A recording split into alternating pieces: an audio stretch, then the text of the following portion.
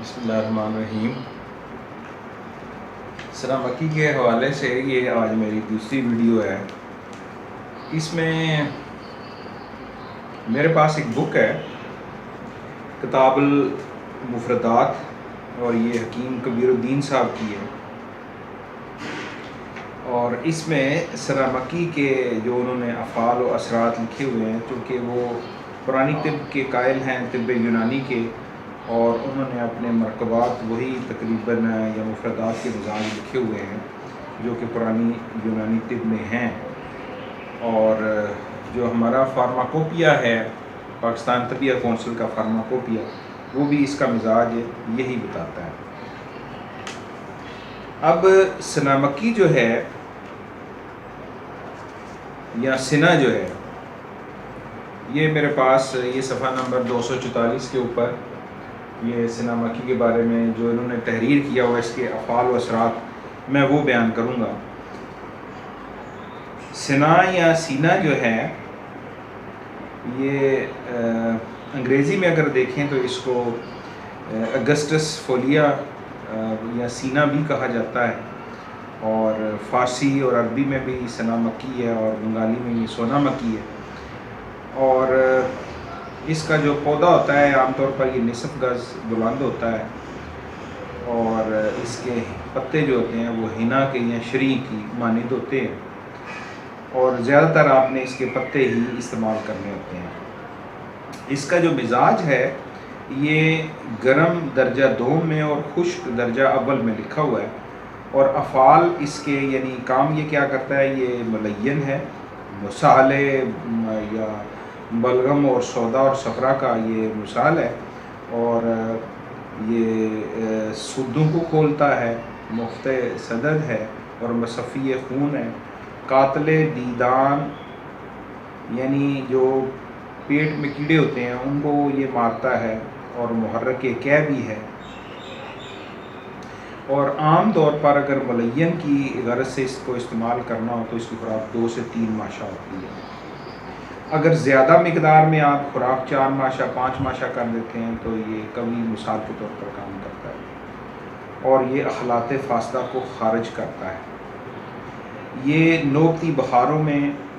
اور جو وجہ مفاصل ہے یا بلغمی اور سداوی اور سکراوی جو درد کمر ہے، یا وجہ الورق ہے،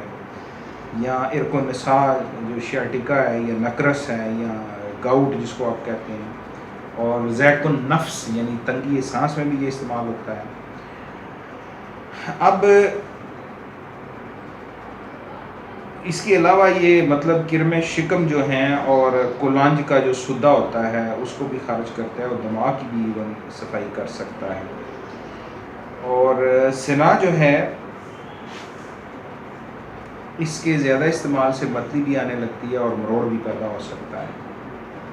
تو اس کے مسئلے کے طور پر آپ اس کو گل سرخ یعنی گلاب کی پتیاں، یا گل قند،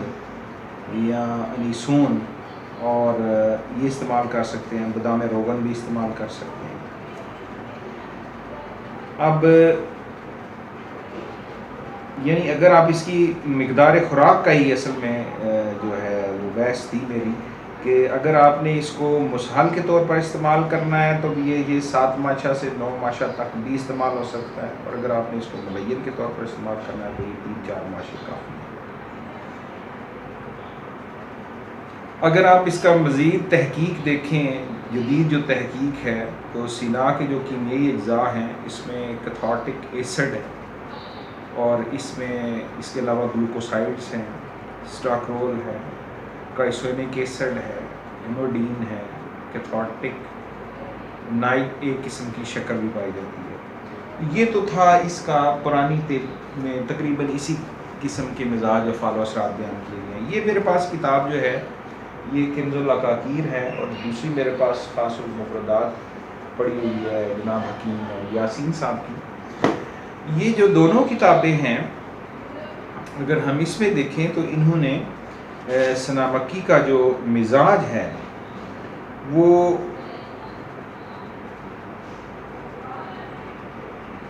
ودی اصابی یا کشری اصابی، یہ قانون مفرد اجزاء کی زبان ہے، اور اگر آپ دیکھیں تو یہ گرم تر ہے، یعنی یہ گرمی بھی پیدا کرتا ہے اور ساتھ تری بھی پیدا کرتا ہے. اور افعال و اثرات تقریباً سارے اس کے وہی لکھے ہوئے ہیں، لیکن ایک چیز اس میں اضافی ہے کہ اگر آپ زیادہ اس کو استعمال کریں گے تو آنتوں میں یہ زخم پیدا کر کے خون بھی لا سکتی ہے. حالانکہ عام طور پر یہ تیزابیت اور بواسیر کا علاج کرتی ہے، لیکن اگر شدید اور زیادہ مقدار میں آپ اس کو استعمال کریں گے تو یہ علامات پیدا بھی کر سکتی ہے. اور سفرا کا یہ مخرج، انہوں نے بھی مخرج بیان کیا، یہ سفرا کو خارج کرتی ہے. تو یہ میں نے آپ کو اصل میں یہ 2-3 جو مین کتابیں ہیں، ان میں اس کے مزاج کے اوپر بحث اس لیے کی ہے کہ سنا مکی کا جو استعمال ہے کسی بھی دوسری دوا کی طرح یہ بھی انتہائی سمجھداری سے ہی ہو سکتا ہے، اور اس کو کوئی بہتر حکیم ہی مشورہ دے سکتا ہے. بہرحال عام طور پر یہ بڑی محفوظ دوائی ہے. دوسرے درجے کی جو ادویات ہوتی ہیں عموماً وہ محفوظ ہی ہوتی ہیں،